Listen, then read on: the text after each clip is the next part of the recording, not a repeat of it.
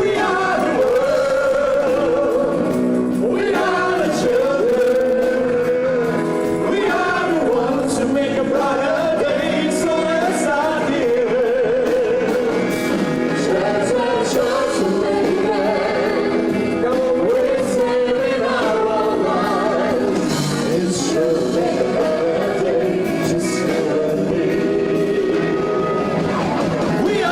new world order. نشيد الأباء ودرب القتال طريق الحياة.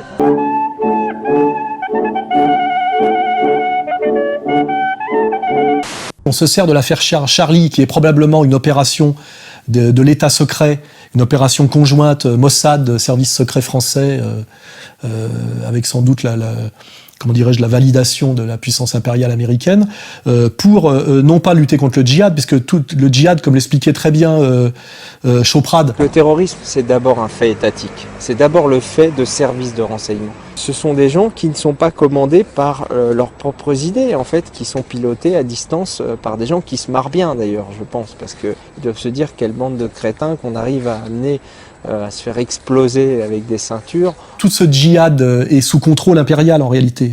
Il n'y a pas d'Al-Qaïda et d'État islamique sans le laisser faire, le laisser passer au minimum d'Israël et des États-Unis. Si ça favorise en dernière instance, comme nous l'avait bien dit Bernard-Henri Lévy avec sa phrase énigmatique au moment des révolutions de Jasmin, c'est bon pour Israël. Ces printemps arabes, je pense que c'est bon pour Israël.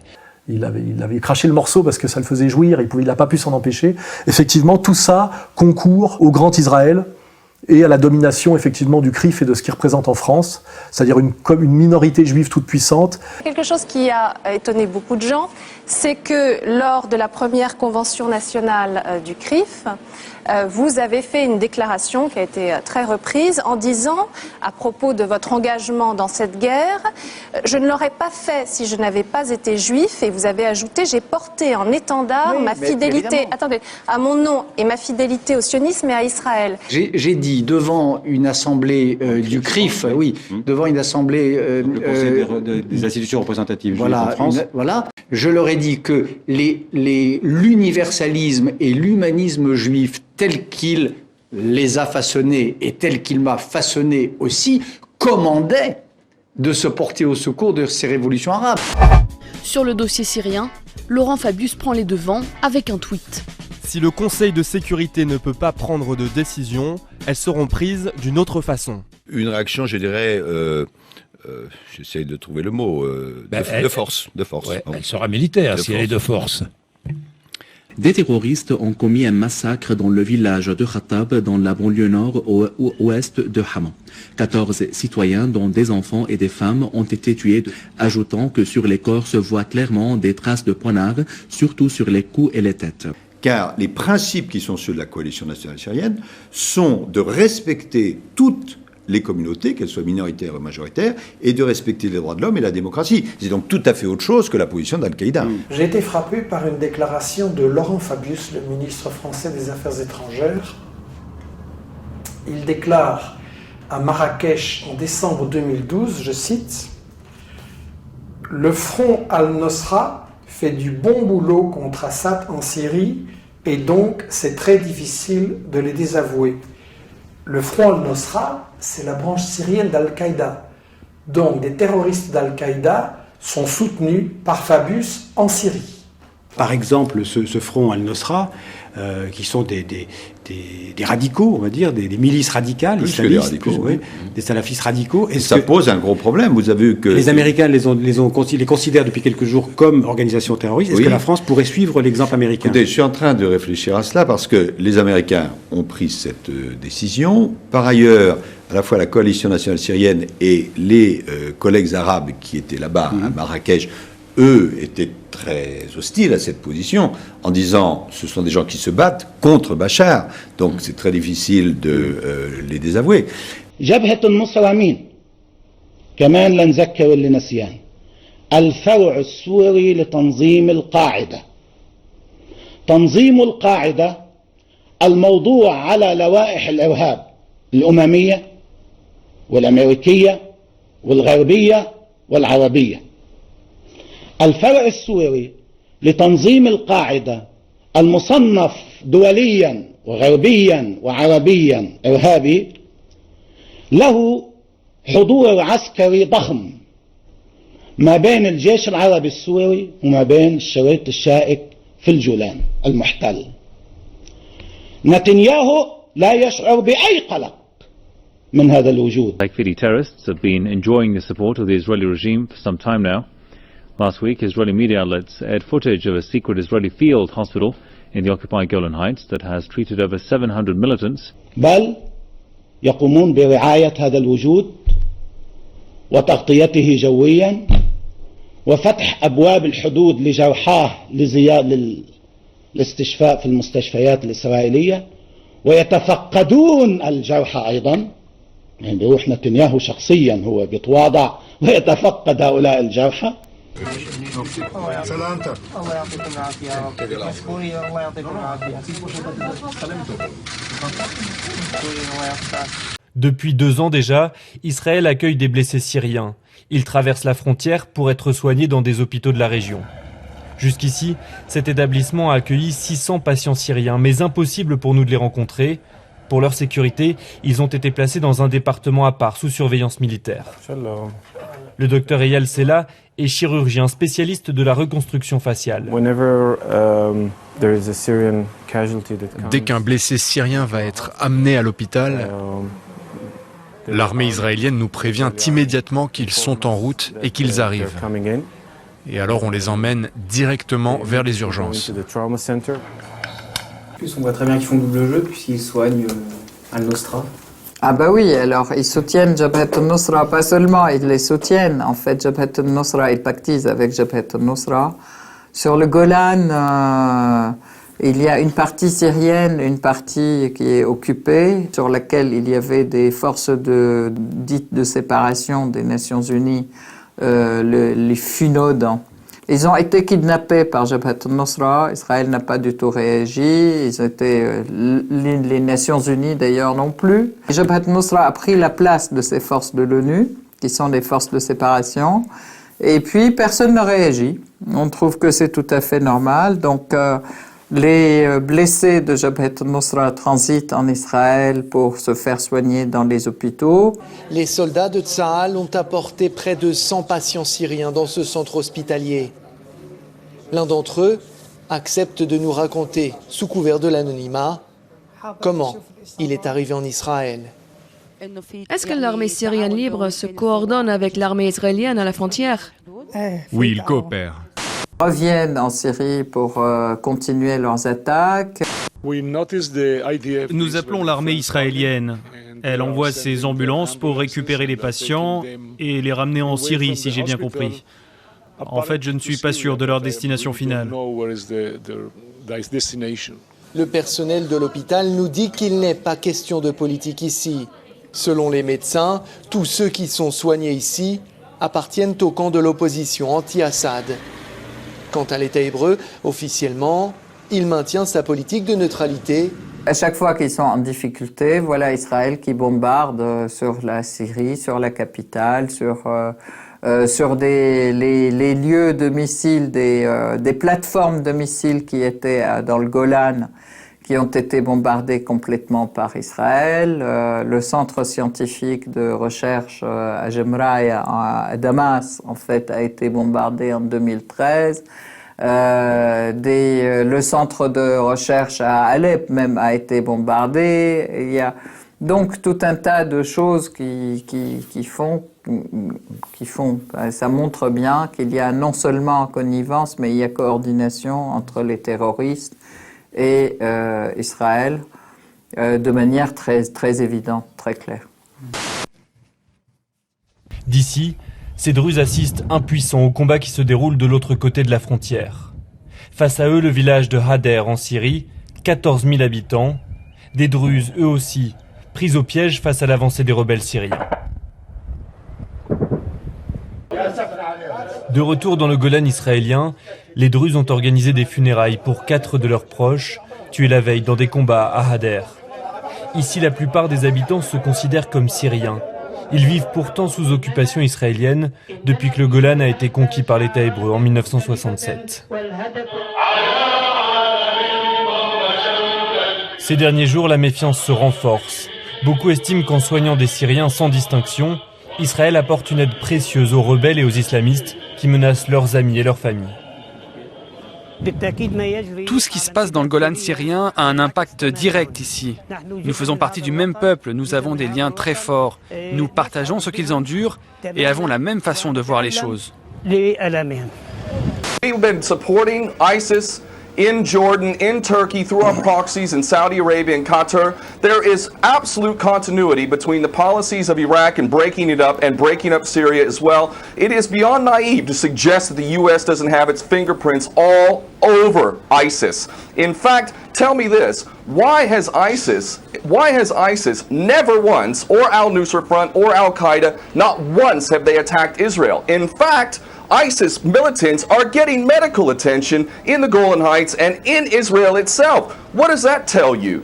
There is absolute continuity, but the actual policy, just like the Project for a New American Century laid out very clearly, that a, quote, new Pearl Harbor would be necessary to achieve this goal of full spectrum dominance, you could never tell the American people, or the world for that matter, we're going to fight wars of aggression where we're going to have to invade and occupy, we're going to have to spend hundreds of billions, if not trillions of dollars to achieve the goal of full spectrum dominance, which is to control, absolute control over air, land, sea, and space and cyberspace. The American people never would have bought it, so you can't tell them that. You have to tell them a bunch of lies.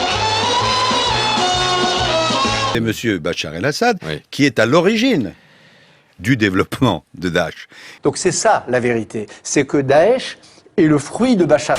Et je rappelle d'ailleurs que le choc de civilisation est une théorie de la nouvelle extrême droite mondialiste, parce que c'est ça l'extrême droite, c'est ça les fascistes, et qui sont des gens qui étrangement venaient tous de l'extrême gauche trotskiste au départ. Les non-conservateurs sont pratiquement tous issus d'un cercle intellectuel juif, qui essentiellement s'exprime dans un journal qui est le Commentary, lequel journal est l'organe officiel de l'American Jewish Committee. Ils sont, jusque à la fin des années 60, plutôt d'extrême gauche, trotskistes, notamment Irving Kristol, qui est considéré comme le gourou, le fondateur.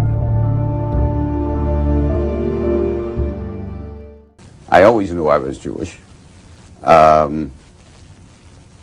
never thought of not being Jewish.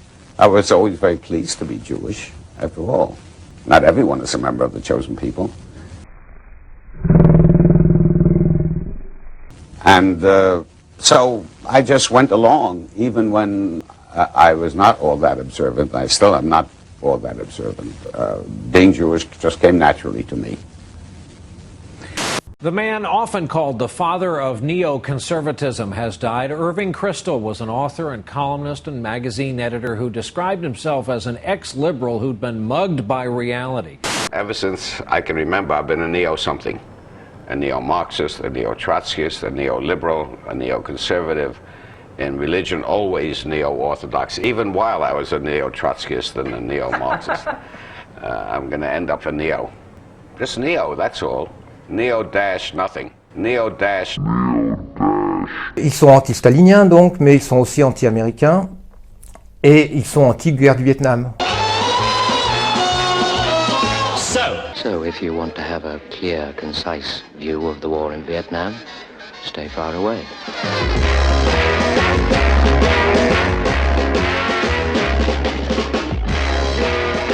Who's that? He's a deserter. Bob brought him back. Tout d'un coup, ils deviennent pro-guerre du Vietnam et ils deviennent néo-conservateurs, se mettant tout d'un coup à dire non, la gauche c'est la décadence, se mettant à parler partout de la décadence des valeurs libérales et de prendre un ton patriotique américain, guerrier. Mais lorsqu'on lit leurs écrits publiés dans les organes destinés à la communauté juive, on voit bien que leurs arguments tiennent en un mot, c'est si vous voulez protéger Israël, il faut continuer à faire en sorte que les États-Unis soient puissants militairement et impliqués dans le monde entier. C'est tout simplement, c'est ça. The book questioning the war on terror notes chaos may be good for Israel's expansion, but the US just gains new enemies. The book's author joins us, Dr. Kevin Barrett. Great to speak to you. How can US policy be against its interests? Clean break document was issued by Benjamin Netanyahu and the neoconservative, mostly Americans who also happen to be dual citizens, people like Wolfowitz and Pearl, Scooter Lip, all of those people. And this document proposed regime change in these Middle Eastern countries, essentially overthrowing all of these independent Middle Eastern countries and imposing imperial control. These people really do want to create greater Israel from the Nile to the Euphrates.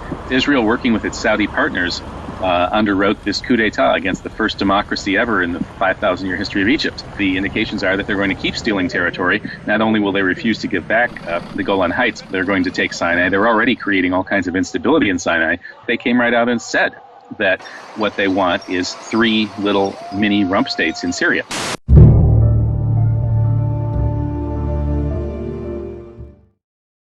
Yeah, it's strange. We're now seeing those same dual citizenship politicians who pushed the US into Iraq disaster back on our screens. The return from the living neocons, which never disappeared. Paul Wolfowitz came back dead like he was a Michael Jackson video extra this past weekend. CNN plugging, what else? War Middle East. Nothing has changed. The false flags and all those crazy stuff happening 12 years ago in the run-up to the war in Iraq.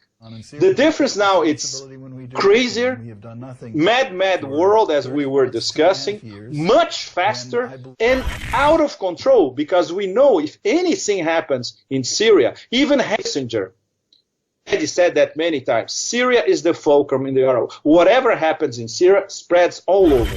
Spreading all over the region, unrest in Syria, Lebanon, Libya, Egypt. Asia Times correspondent Pepe Escobar joins us. Great to speak to you. So who's actually gaining from Syria's breakup? That's very important to remind people all the time. The Israeli state does not have fixed borders. They are not delimited on a map. They can expand all over from the Sinai to near the borders of Iran one day, and that's the problem. This idea of Eretz Israel, Greater Israel, is the number one impediment. If they would sit down on a table to discuss Palestine, they would have to delimitate their borders. Il y a une volonté chez israélienne. Vous voyez, je ne sais pas si vous voyez le drapeau israélien. Vous avez une ligne bleue en haut, une ligne bleue en bas, et puis l'étoile de David entre les deux. Les 2 lignes bleues représentent l'Euphrate et le Nil. Donc ce projet sioniste existe, et existe depuis toujours. En fait, Israël travaille en réalité toujours au Grand Israël depuis le début, c'est sur sa monnaie, c'est sur son drapeau, et toujours par rapport aux opinions publiques mondiales, par des guerres soi-disant défensives, qui sont toujours des annexions de territoires présentées comme des nécessités défensives. Vous voyez, c'est comme ça qu'il y a eu l'affaire du Golan, l'affaire du Sinaï, on le sait. Et là, je pense qu'ils travaillent au Grand Israël. Et pour ça, ils ont besoin d'un Moyen-Orient entièrement fanatisé et sous contrôle apparent d'islamistes radicaux qui sont les ennemis de l'Occident, du monde juif, mais aussi du monde chrétien, pour bien associer juifs et chrétiens et nous vendre cette demi-escroquerie qu'on appelle le judéo-christianisme, qui est un concept de la fin du 19e siècle et qui, à mon avis, est très fallacieux. L'État islamique aujourd'hui, par le chaos qu'il crée, ne sert que les intérêts d'Israël, parce qu'en fait, à un moment donné, l'Occident, sous contrôle des médias et des politiques que vous savez, décréteront de façon logique que les seuls qui peuvent rétablir la paix dans la région, protéger les minorités chrétiennes et arrêter ce flot de djihadistes qui vont revenir opportunément en Europe, mettre le chaos en Europe, on en parlera aussi dans la digression. Les seuls qui peuvent le faire, c'est Israël, effectivement, qui va redevenir l'avant-garde du monde libre, la seule démocratie du Moyen-Orient, nos frères judéo-chrétiens. Sur le projet du Grand Israël, j'en ai déjà parlé un certain nombre de fois. Comment ça passe par un chaos généralisé au Moyen-Orient, comment on mandatera Israël pour être le pacificateur de la région, incarnant les valeurs droits de l'homiste de la civilisation judéo-chrétienne.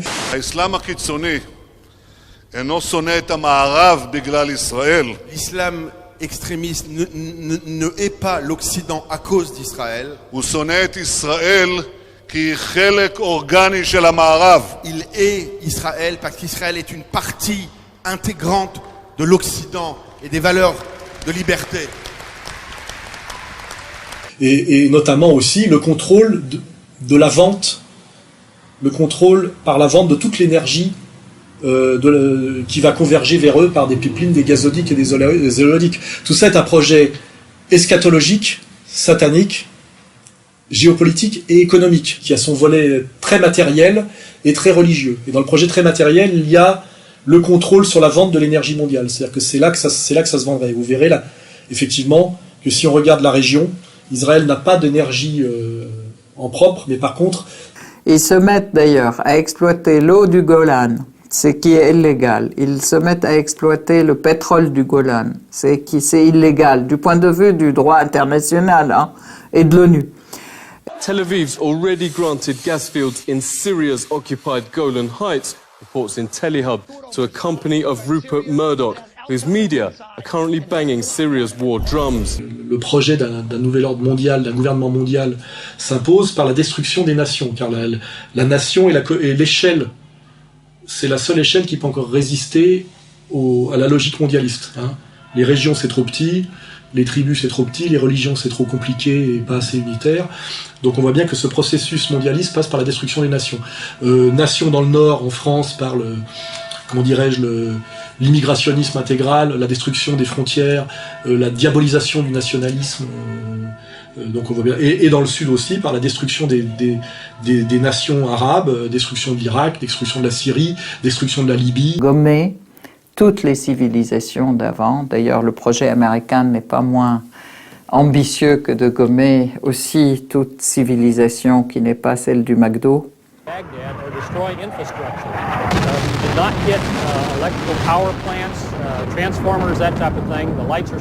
C'est un point important, c'est pas pour rien que la première chose qui a été attaquée lorsque les Américains ont envahi l'Irak, c'était la bibliothèque de Bagdad et le musée de Bagdad. Aujourd'hui, c'est exactement la même chose qui se passe à Mossoul, à Hama, à Alep. Le marché d'Alep a été entièrement brûlé. Entièrement.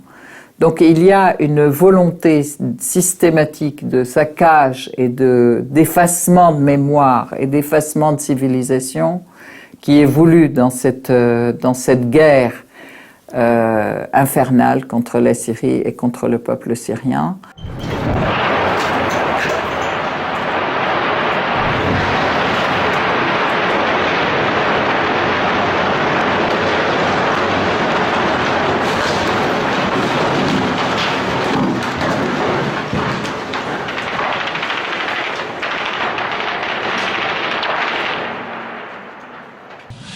Au bout, il n'y a que ça, sinon c'est absurde et pas logique. Et je crois quand même, moi, à l'intelligence de nos élites.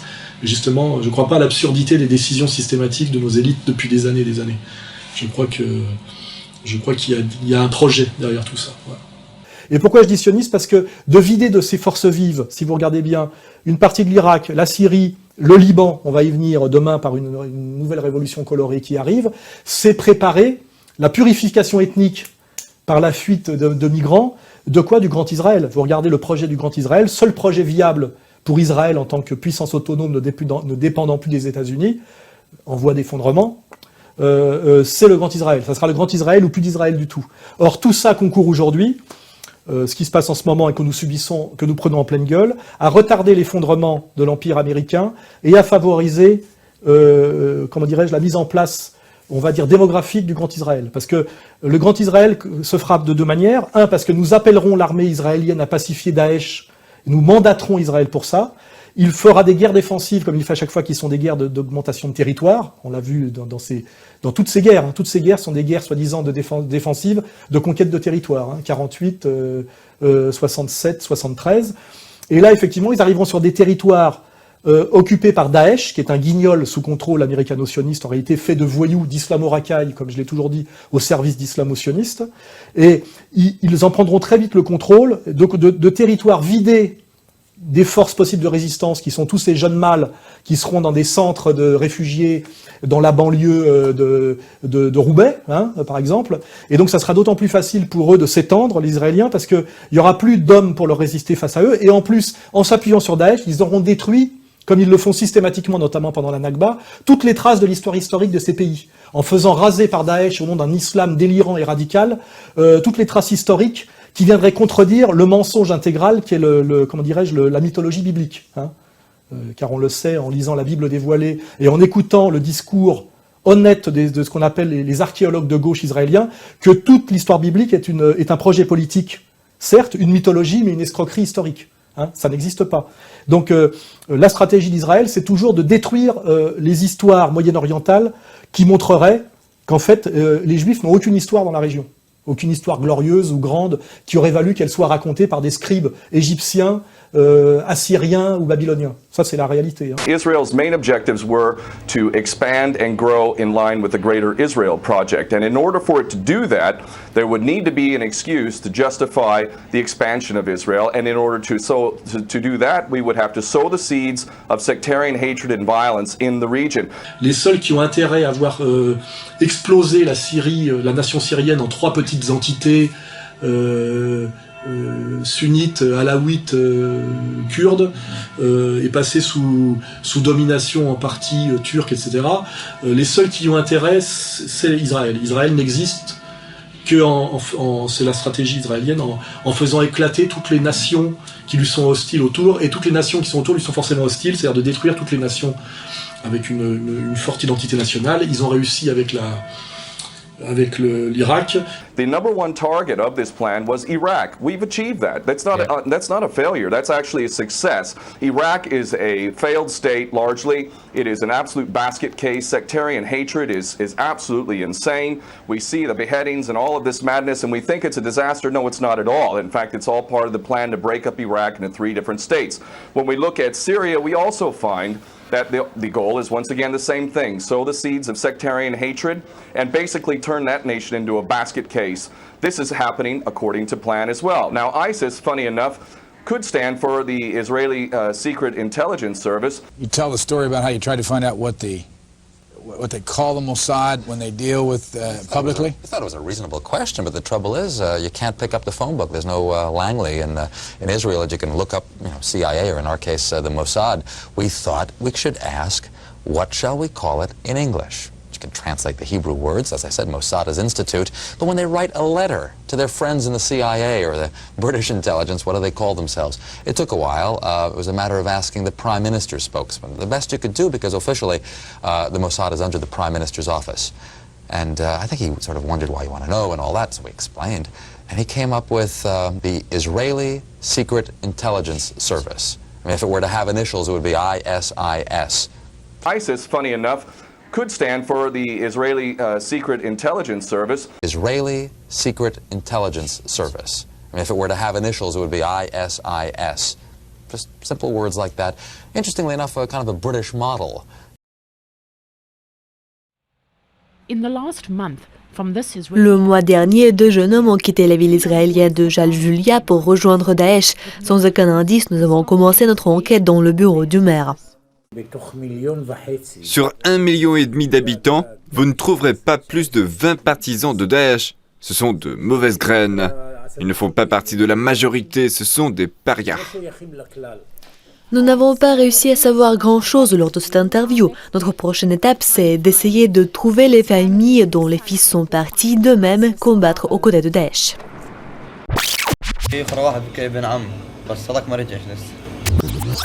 اخوه اللي طلع اللي هناك. You want to talk about those who support ISIS, then I think you should talk to them directly, not to us. My brother is in Syria. I think that I have a say. Cette famille n'a pas voulu nous parler, mais maintenant nous nous rendons auprès d'une famille qui va nous parler. Leur fils a été exécuté par Daesh en Syrie après avoir été accusé d'être un espion du Mossad, les services secrets israéliens.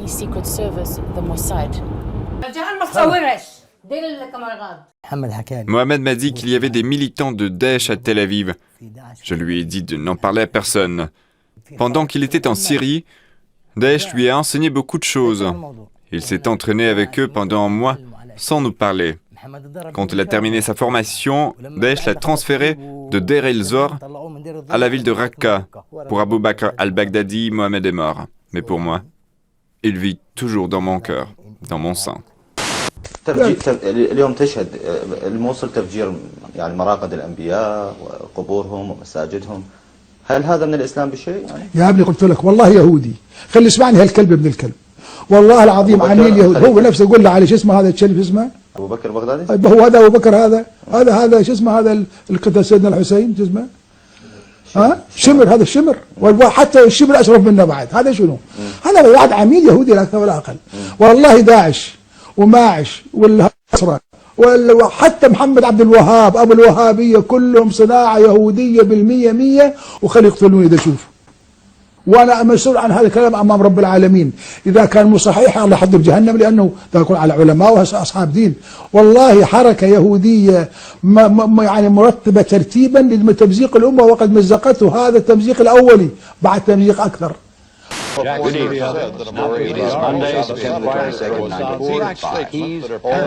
ISIS got started through funding from our friends and allies, because as people will tell you in the region, if you want somebody who will fight to the death against Hezbollah, you don't put out a recruiting poster and say, you know, sign up for us, we're going to make a better world.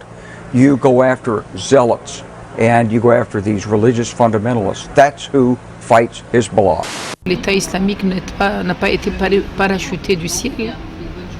Il est entré en Syrie à travers des frontières. Et donc on se demande comment ces combattants qui viennent d'un peu partout sur la planète, on se demande comment ces milliers de combattants ont pu transiter, soit à travers des aéroports internationaux, soit à travers des frontières. Et comment ils ont pu passer la frontière turque ou jordanienne ou libanaise. Nous savons qu'au Liban, lorsque des combattants pareils arrivent sur place, ils jouissent d'une immunité hautement significative. On les fait descendre dans des hôtels de 4 à 5 étoiles. Ils passent un très bon moment et ensuite ils sont transportés par des voies occultes sur les lieux des opérations. Alors vous abordiez le sujet tout à l'heure, le gouvernement libanais depuis 2 semaines fait face à des manifestations soi-disant démocratiques. Quels sont les enjeux justement de ces manifestations ? Alors c'est comme le début de la crise syrienne, hein. Il y a une colère légitime d'étudiants libanais à cause d'une crise sanitaire due à la corruption et à l'effondrement de l'État libanais qui ne s'est jamais remis en fait de la guerre civile qui est la conséquence directe de son voisinage avec Israël. Hein. C'est Israël qui a détruit le Liban. Tous les Libanais que j'ai rencontrés, y compris les anciens pro-Gemayel qui ont fait le sale boulot, savent effectivement que la pire chose qui soit jamais arrivée au Liban, qui était la Suisse du Moyen-Orient, c'est d'être un voisin d'Israël et en même temps une puissance bancaire, un pays très développé et multiconfessionnel. C'était un exemple, un rival et un exemple possible, vous voyez. Et donc le Liban continue à être attaqué et détruit en fait par Israël, par ricochet. Là on voit bien que c'est par la stratégie des révolutions colorées. Il suffit de regarder qui instrumentalise. Et on voit bien effectivement que tous les pays frontaliers d'Israël sont détruits soumis et détruits les uns après les autres, afin effectivement de permettre l'extension de la puissance israélienne et voire l'extension territoriale israélienne. Et ce qui est triste, c'est que les seuls qui résistent à peu près de façon cohérente au Liban, c'est Nasrallah, avec une alliance d'ailleurs avec le général Aoun, hein, et que on leur met dans la gueule, par exemple, Daesh. Hein. ومن حق إسرائيل أن تعتبر أن داعش لا تشكل خطرا لأن كل ما فعلته داعش حتى الآن وكل ما تفعله داعش يخدم 100% مصالح إسرائيل علمت داعش أو لم تعلم.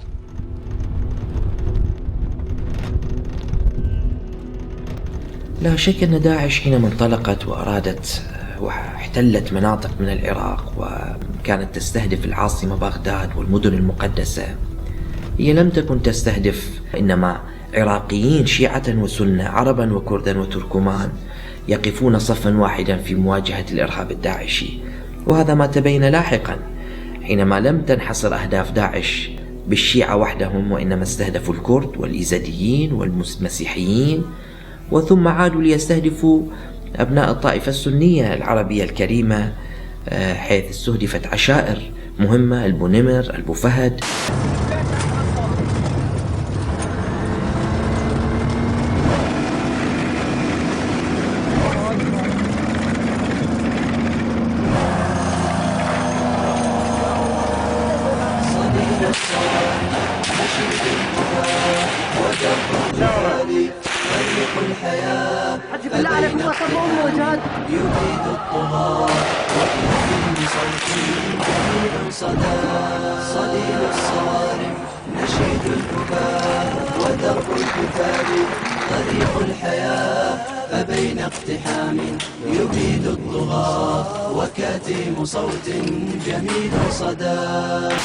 Il faudrait revenir un an en arrière, lorsque l'État islamique a passé de Raqqa à la province de Mossoul sans que personne ne se rende compte de son mouvement.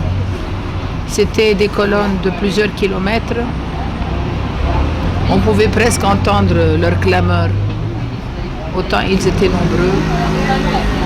Et non seulement ils ont pu passer les frontières, d'abord avancer dans le désert, ensuite passer les frontières, et puis rentrer dans la ville de Mossoul, dévaliser les banques de Mossoul, c'est-à-dire mettre la main sur près d'un demi-milliard de devises et rafler tout l'arsenal des forces irakiennes de la région.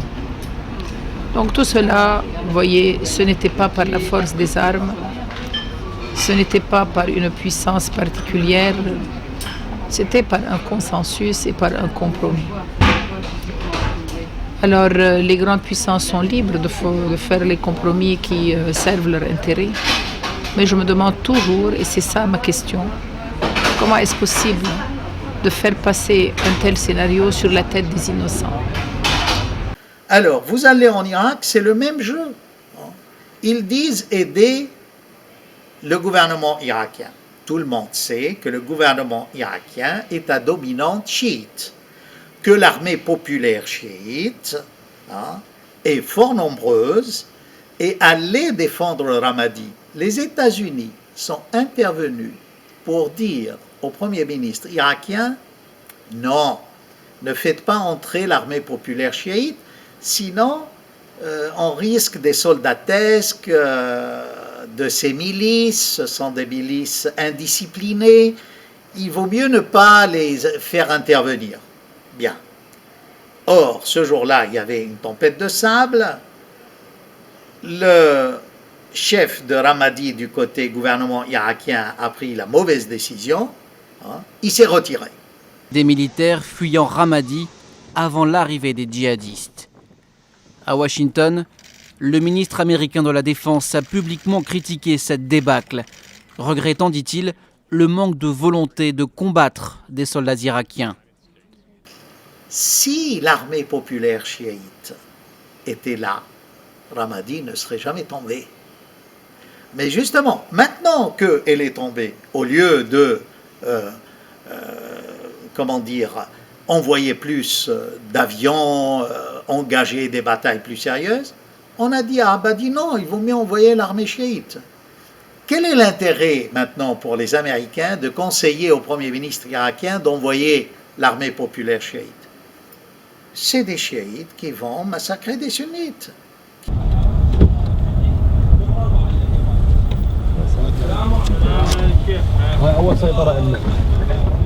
لا شك أن داعش اليوم يمثل عدو مشترك. لاحظنا أن مجموعات سياسية منوعة من أهل السنة اجتمعوا في مؤتمر في أربيل مؤخرا، وكان عنوان الاجتماع مواجهة داعش. هذا تطور نوعي في المكون السني حينما يعلن جهارا ووضوحا بأنه يعادي داعش ويقف ليقاتل داعش، وهناك عشائر. أنا أعتقد أن امتزاج الدماء وحضورنا المشترك في هذه المواجهة عزز الحالة الوطنية.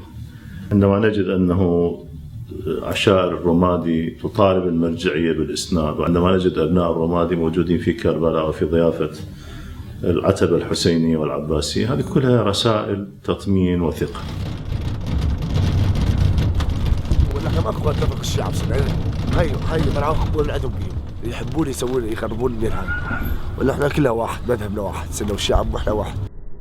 Aux portes de Ramadi, la ville de Khalidiya est étroitement surveillée par des forces loyales à Bagdad. Des tribus sunnites prêtes à repousser les djihadistes. Grâce à Dieu, on ne quittera jamais le district de Khalidiya, bien que nous soyons soumis à la pression et aux attaques de l'organisation criminelle État islamique. Après la chute des militaires, on a gardé nos positions dans cette zone et on ne permettra jamais aux djihadistes d'y entrer. Comment évaluez-vous le rôle croissant des organisations terroristes dans le monde arabo-musulman, État islamique, Al-Qaïda et Boko Haram?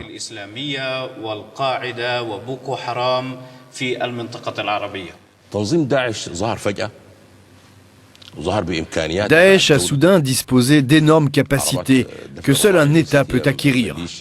Par exemple, ils ont des véhicules blindés, ce qui n'est pas le cas des petites milices.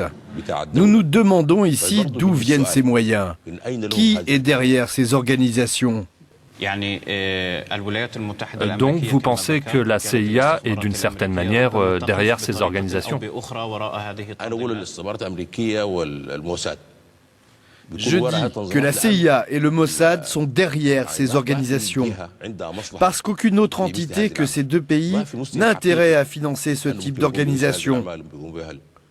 من يخدم هؤلاء لمصلحة من يقاتل هؤلاء وهنا ولأول ما وأجرؤ بقوة نقول فتشوا عن الموساد الإسرائيلي فتشوا عن CIA فتشوا عن المخابرات البريطانية سابقا ما بدنا نحكي بنظرية المؤامرة بس هلا بقول لا فتشوا كل شيء بيخدم قوة إسرائيل وهيمنة إسرائيل على المنطقة كل شيء بيخدم قوة وهيمنة أمريكا على المنطقة تفعله داعش ويفعله التيار التكفيري.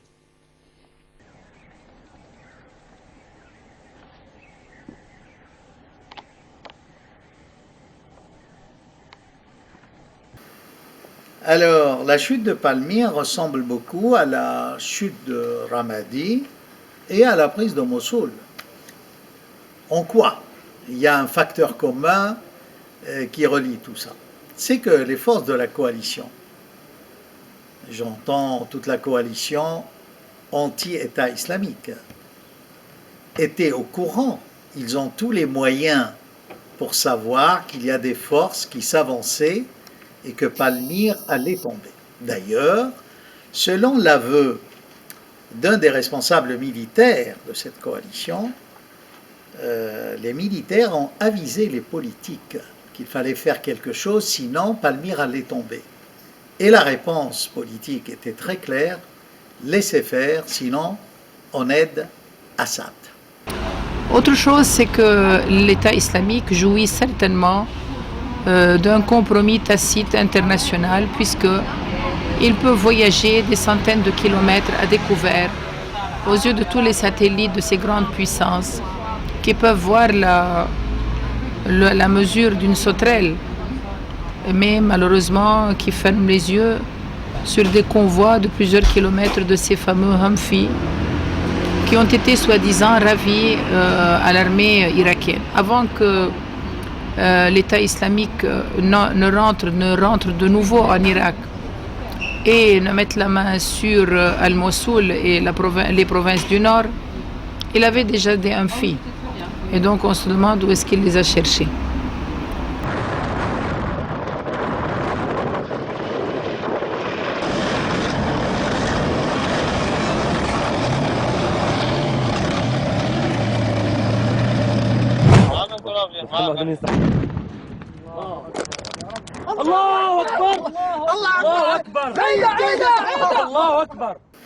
Donc on voit très bien l'hypocrisie d'une part, et puis le double jeu de la coalition, et surtout des États-Unis qui sont à la tête de cette coalition et qui vraiment commandent le monde. C'est l'État le plus puissant. Ça veut dire tout simplement que les Américains, dans leur politique, cherchent en fait à détruire tous ces pays surtout l'islam, de l'intérieur. C'est une sorte d'implosion. Je vous ai dit, ils voyaient venir les forces de l'État islamique contre Palmyre, comme ils les voyaient venir contre Ramadi. Pourquoi la coalition d'une soixantaine de pays à l'arrière-garde et une vingtaine à l'avant-garde n'est pas intervenue par des raids aériens massifs et condensés, si je puis dire, pour arrêter l'avancée de l'État islamique? C'est qu'il y a toujours cette notion de double jeu. Il faut monter les musulmans contre les musulmans. Regarde pourquoi les Américains ont financé Saddam Hussein pour qu'il attaque l'Iran, et même pourquoi ils ont laissé, même peut-être Khomeini revenir à un moment donné. C'est que cette lutte permanente entre chiites et sunnites détruit le monde arabo-musulman de l'intérieur sans que les Américains et les sionistes n'aient rien à faire. Donc déjà, rien que par bonne intelligence, déjà, on évite. Moi, j'évite d'aller taper sur quelqu'un quand c'est mon pire ennemi qui me dit de le faire, tu vois. Je m'abstiens. Et qu'aujourd'hui même, un Nasrallah, par exemple, يتحركون بهذه الخلفية لكن صراعهم مش مذهبي عدائهم مو بس للشيعة للسنة للمسيحيين وللدروز ولكل الطوائف الموجودة فيه لكل من عداهم لكل من سواهم وتظاهرنا هون سنة وشيعة وعلماء السنة لبسوا معانا الأكفان ومشينا بالشوارع إذن هذا المنهج هو منهج صحيح.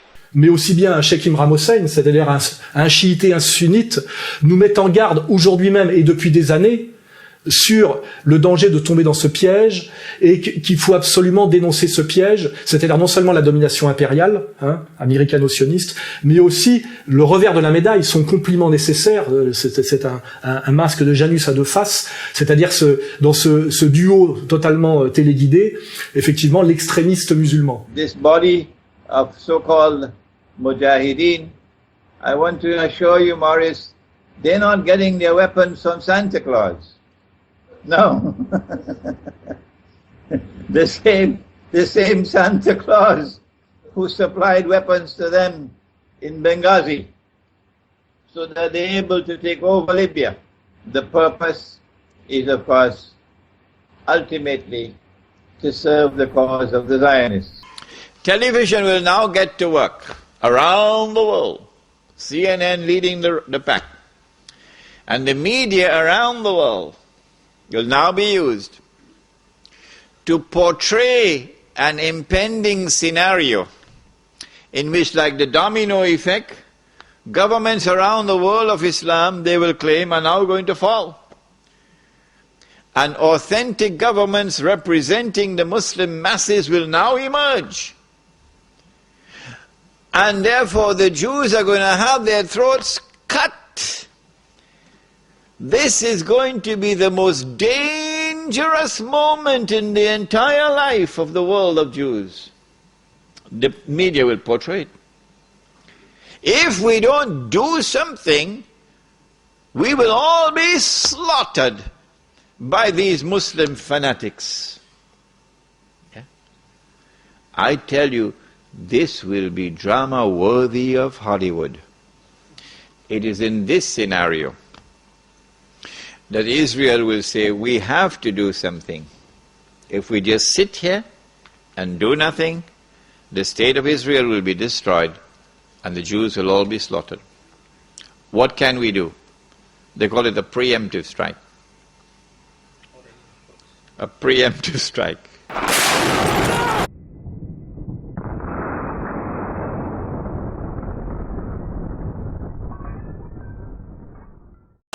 L'islam extrémiste ne hait pas l'Occident à cause d'Israël.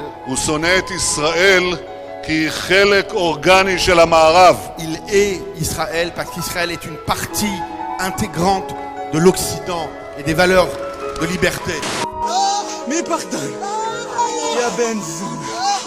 mais pardon, c'est bon pour Israël. Ces printemps arabes, je pense que c'est bon pour Israël. Monsieur le ministre, cher Laurent, c'est mon plaisir de vous recevoir ici à Jérusalem.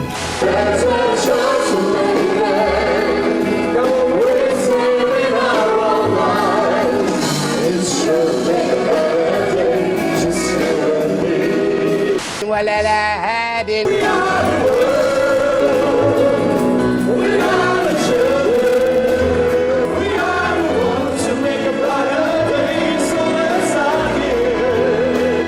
new world order, a world where the rule of law, not the law of the jungle, governs the conduct of nations. When we are successful, and we will be, we have a real chance at this new world order. It is a big idea, a new world order, where diverse nations are drawn together in common cause,